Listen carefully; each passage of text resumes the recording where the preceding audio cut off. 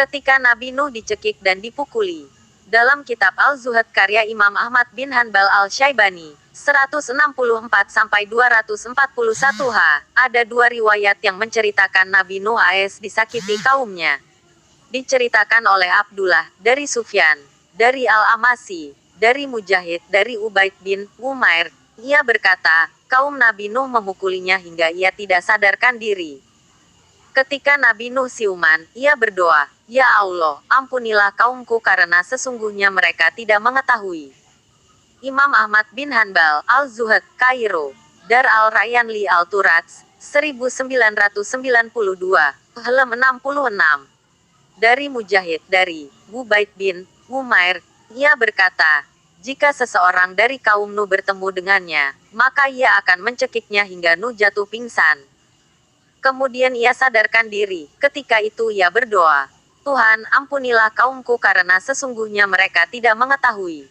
Imam Ahmad bin Hanbal, Al-Zuhad, 1992, halaman 66. Cara paling mudah untuk menakar kedalaman manusia adalah ketika ia sedang tersakiti, dilukai. Akal sehat manusia cenderung menyusut di saat itu terjadi. Luka menimbulkan kemarahan. Kemarahan menghadirkan kehendak membalas. Kehendak membalas memunculkan dendam. Bagi orang yang belum menguasai dirinya, ia akan membalas perilaku buruk orang lain dengan balasan yang terkadang jauh lebih kejam. Manusia yang tersinggung, kehendak buasnya meningkat. Balasan setara tidak lagi menjadi pilihan. Sebab pembalasan selalu berkaitan erat dengan kepuasan. Melampiaskan sakit hati tanpa kepuasan, dalam struktur kejiwaan manusia, tidak bisa memenuhi fantasi kepuasan yang diharapkan. Apa yang dilakukan Nabi Nuh dalam kisah di atas paling tidak menggambarkan dua hal. Pertama, memaafkan segala perilaku buruk kaumnya dengan dasar, mereka tidak mengetahui.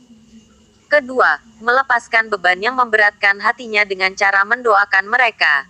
Penjelasannya begini, untuk yang pertama, memaafkan dalam kerangka kisah di atas adalah mewajari perilaku buruk kaumnya, mencekik dan memukul, dipandang oleh Nabi Nuh berasal dari ketidaktahuan mereka. Tentu saja dalam setara hubungan normal antara non-nabi perlakuannya akan berbeda. Keseimbangan sangat diperlukan di sini. Itulah sebabnya Allah membincangkan hukum-hukumnya melalui para nabi. Hukum yang diturunkan untuk menjaga keseimbangan di antara manusia, selain dengan Tuhannya. Tapi, jika ada seseorang yang mampu bersikap seperti Nabi Nuh, ia adalah manusia luar biasa. Yang kedua, maksud melepaskan beban adalah rasa bersalah.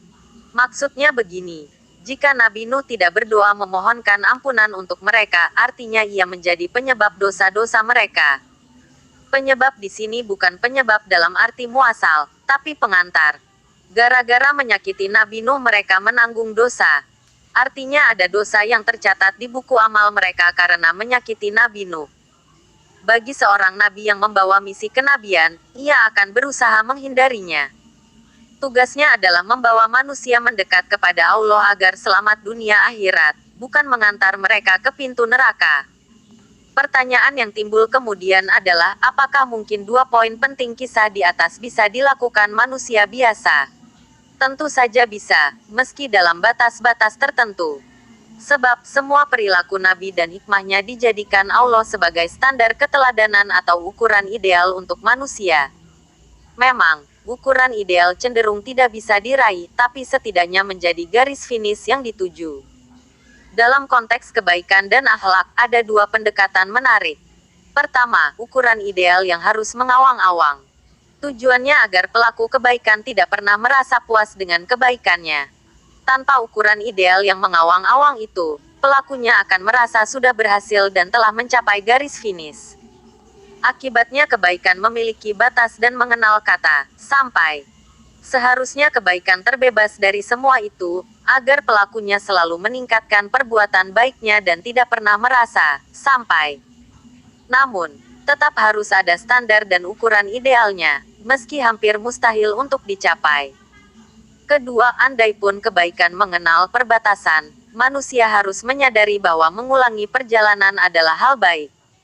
Tantangannya pun tak kalah besarnya dari skema kebaikan yang pertama. Karena pengulangan sangat dekat dengan kebosanan. Pengulangan yang dilakukan terus-menerus membuka peluang kebosanan yang lebih besar. Maka, dibutuhkan perjuangan luar biasa untuk menjadi pengulang yang baik. Di sini Nabi Nuh memberi contoh untuk kita semua, bahwa menjadi pemaaf tidak melulu berarti pengecut, tidak membalas tidak selalu berarti takut. Ia juga menunjukkan cara memaafkan yang paling baik, dengan cara mendoakan ampunan untuk mereka. Ya, memang sulit dilakukan, tapi setidaknya, sudahkah kita mencobanya? Wallahu alam. Muhammad Afiq Zahara, alumni Pondok Pesantren Darussaadah, Bulus, Kritik, Petanahan, Kebumen.